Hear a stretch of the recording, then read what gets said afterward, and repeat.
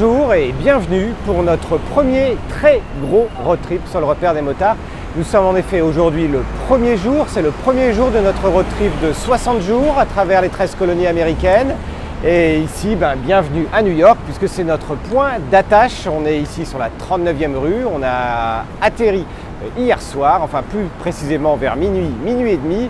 Et avec le décalage horaire, naturellement également, on était réveillé à 5 heures derrière, pas la peine de faire quoi que ce soit d'autre.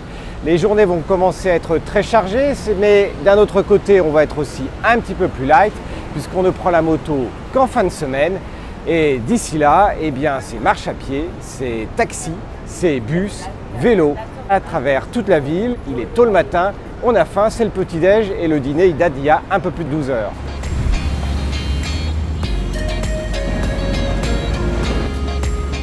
Une bonne journée commence obligatoirement par un petit déjeuner. On le sait, le petit déjeuner, c'est le repas le plus important de la journée.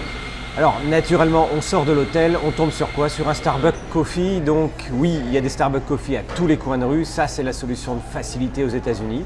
Mais il y a également plein d'autres chaînes. Des chaînes au son particulièrement français comme Prêt à manger, s'il vous plaît. Toujours le français pour symboliser la cuisine et la gastronomie, mais également quelques chaînes un petit peu plus spécifiques comme ici à New York, Tartinerie. La Tartinerie, vous aurez du thé et du café comme partout ailleurs, bien sûr des œufs sur le plat, mais également des produits frais et notamment des jus de fruits et le coup de boost du matin avec du calais, de la banane, du gingembre et du citron. Donc bon appétit et à très vite pour la suite.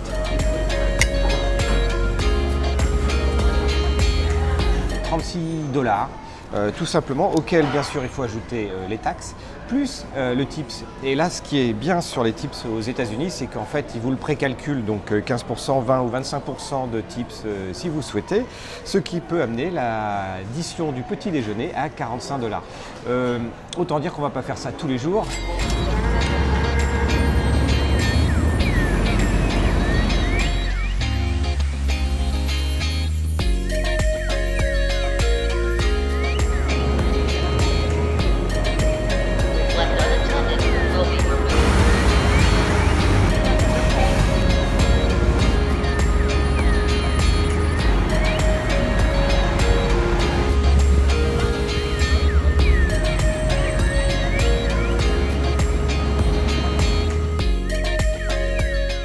Une fois que vous avez pris votre petit déjeuner à New York, le plus important, c'est de récupérer un City Pass.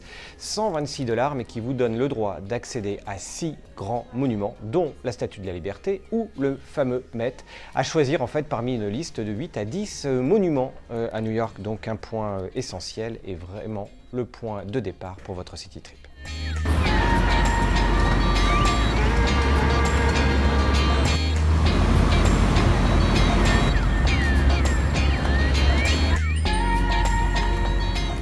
Naturellement, si vous venez à New York, il faut absolument passer par Central Park. Je dirais même que c'est peut-être l'une des destinations à faire dans votre première journée. Il y a plein de balades possibles, à pied, à vélo, en calèche.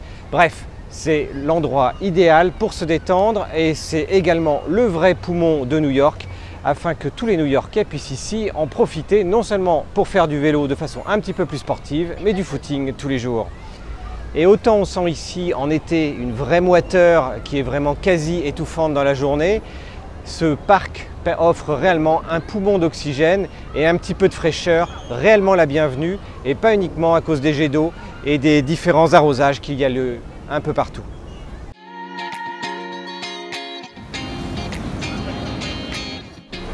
Et naturellement, si vous redescendez de Central Park, vous allez tomber quasiment sur Times Square et Broadway. C'est-à-dire l'occasion de voir toutes les dernières comédies musicales à New York et les comédies musicales qui après sont déclinées dans l'ensemble du pays en fonction de leur succès ici. C'est un lieu à visiter absolument et à voir 2 jours et voire prendre des places pour le soir et souvent des places que l'on peut trouver à moitié prix au dernier moment. Donc encore une fois, c'est l'occasion d'y aller et surtout revenez le soir avec les images et avec les lumières, c'est le best.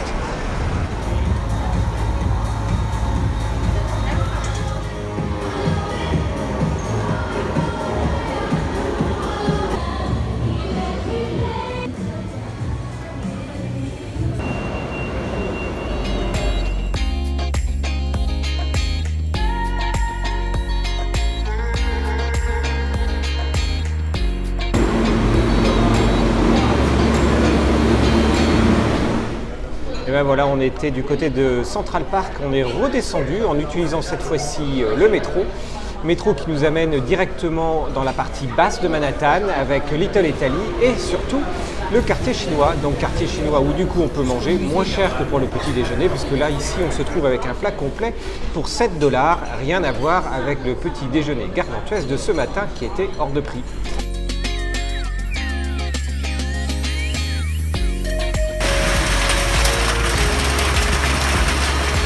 Je ne sais pas si ça se voit vraiment suffisamment à l'écran, mais on se prend un orage phénoménal là qui commence à se calmer, mais normalement on en a pour 5 heures avec une grosse traînée nuageuse.